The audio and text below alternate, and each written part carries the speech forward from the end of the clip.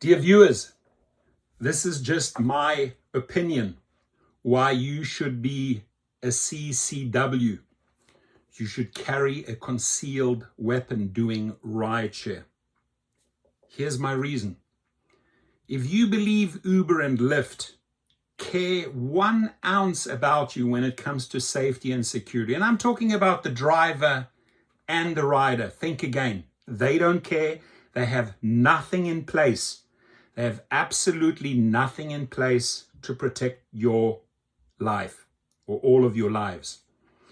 And the sad thing is that these thugs, a lot of teenagers in the wrong areas with the wrong upbringing, are getting access to weapons, illegal weapons, way too easy. And they are using them to summons you, the driver, with that car. They can even handpick the car. They can just cancel until that right car arrives. Maybe a Charger, maybe a Honda Civic.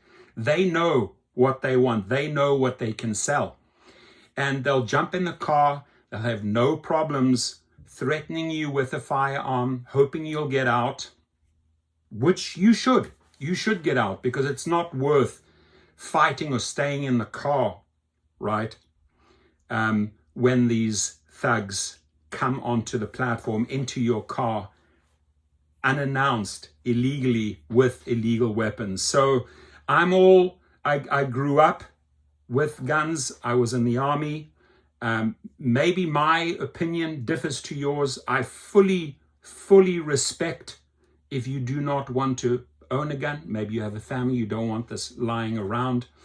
But in these times where they are not taking care of your safety, you have to take the safety into your own hands. Dialing 911, too late, my friends. You've already been shot and stabbed and you're bleeding out in the car. So is it worth the deactivation if they find out? Absolutely yes. Absolutely yes. Let them deactivate you over this if you get into an incident. Here's the thing. Here's the number one reason why I support this, because you will survive versus the person who's not prepared. And they'll be stabbed, they'll be shot, their car will be carjacked. And would I want to, or would I be prepared to lose my platform access onto Uber or Lyft? Because they don't allow this, right? They do not allow these type of concealed weapons.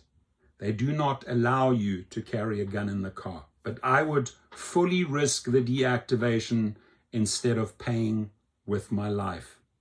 And that'll be the difference between me surviving and the other person dying, because they just were not willing to take that risk. And they're like, oh my God, I'm going to get deactivated if I have something like this. And I have all the respect in the world for someone who is anti-guns, doesn't want to carry a weapon.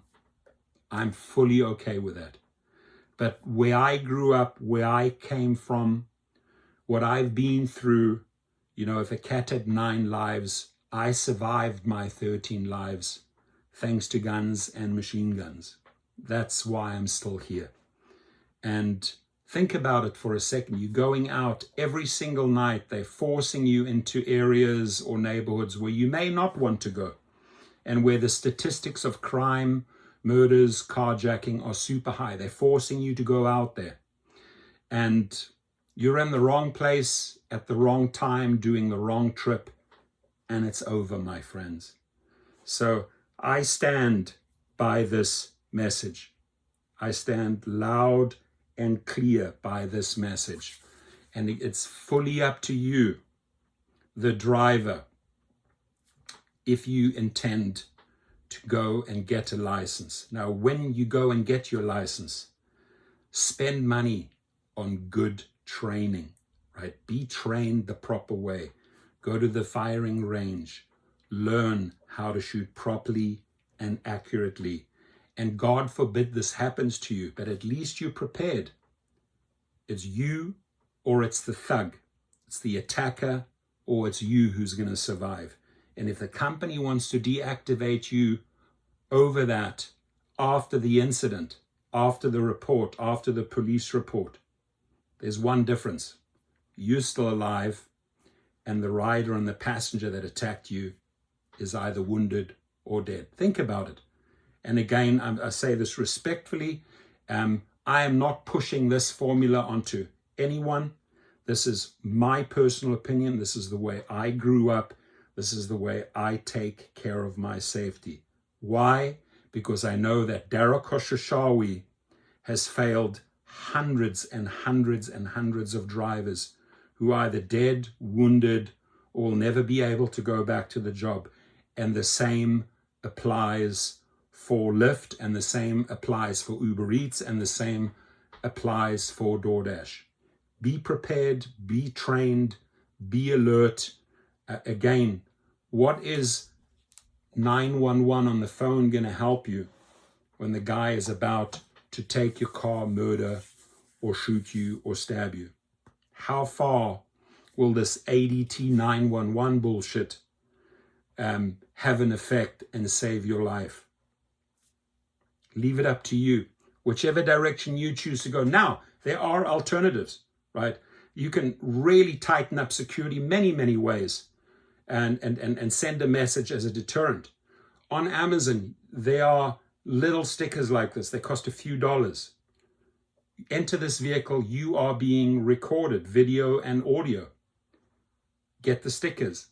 Get a good dash cam, like a Van True, that does sort of like 360 filming in all directions. It's capturing every angle. Go and buy, you can buy mace.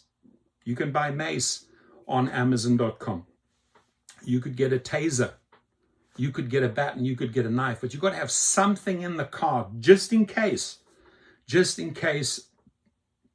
you need it. And anyone that decides to go this direction, CCW, go and pay for the training. Make sure you know how to operate one of these. Make sure you stay calm. Make sure you hit your target. You get the message. Leave your comments.